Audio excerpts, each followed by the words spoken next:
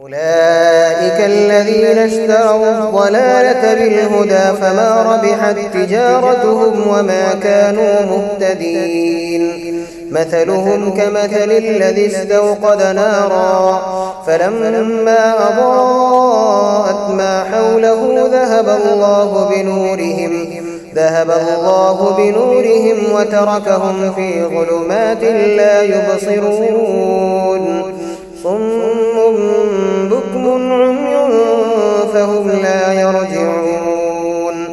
أو كصيب من السماء فيه ظلمات ورعد وبرق يجعلون أصابعهم في آذانهم من الصواعق حذر الموت والله محيط بالكافرين.